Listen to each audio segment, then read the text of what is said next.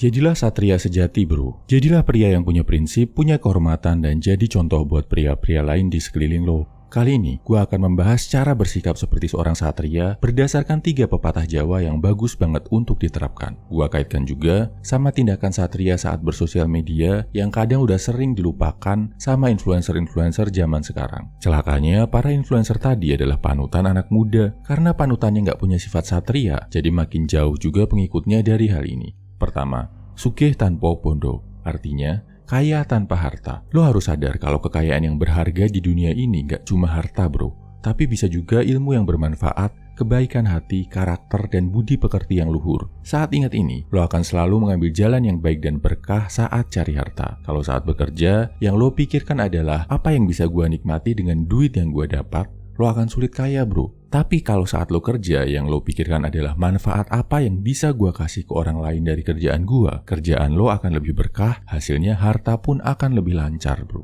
Dalam bersosial media, khususnya buat influencer, ini akan mencegah mereka buat bikin konten-konten pamer kekayaan, bakal mencegah mereka cuma fokus ke jumlah subscribers dan jumlah views, pakai cara apapun, termasuk pakai cara sensasi negatif, drama, dan konten yang menyesatkan. Kalau bikin konten edukasi, buatlah edukasi yang bermanfaat. Kalau bikin konten hiburan, buatlah hiburan yang bikin fresh tanpa harus membodohi followers lo. Kedua, ngeluruk tanpa polo, artinya menyerang tanpa keroyokan. Semua orang berani bersuara, mengkritik, bahkan menjelek-jelekan kalau dalam kondisi rame-rame. Kalau ngeroyok orang, semangat, ngerasa jadi paling jagoan. Tapi waktu keadaan 1 lawan 1, melempem gak ada suaranya. Menyerang, mengkritik boleh, tapi lakukan dengan adab dan tata krama yang benar. Gak bawa-bawa masalah pribadi, gak menyerang fisik, atau hal-hal yang gak relevan sama kesalahannya.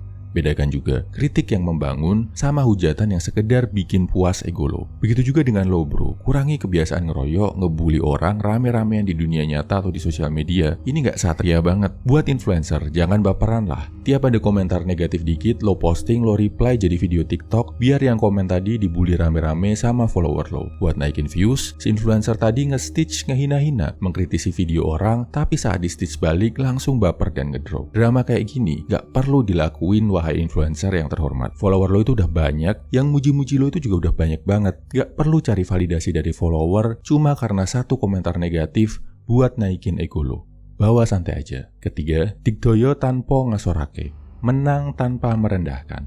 Seorang satria gak akan mempermalukan musuh yang udah terkapar jatuh. Pemenang sejati adalah yang bisa menang tanpa menghancurkan lawannya, yang bisa menaklukkan, merebut satu kota tanpa perlu membumi hanguskannya. Bukan yang membasmi lawan sampai binasa, tapi yang bisa merangkul lawan jadi kawan. Lo bisa banget kok bro, jadi pemenang dalam hidup ini tanpa merendahkan orang lain. Bisa banget jadi kaya tanpa memiskinkan orang lain. Bisa terlihat benar tanpa harus menang debat, dan saat lo ada di atas, lo gak akan membiarkan nafsu, kebencian, dan dendam masa lalu mengambil alih sampai harus menjelekkan, menghina, dan merendahkan orang lain. Dalam bersosial media, terutama buat influencer, kalau gak suka sama sesuatu, lo bisa kok mengkritisi dan meluruskan tanpa menjatuhkan orang lain.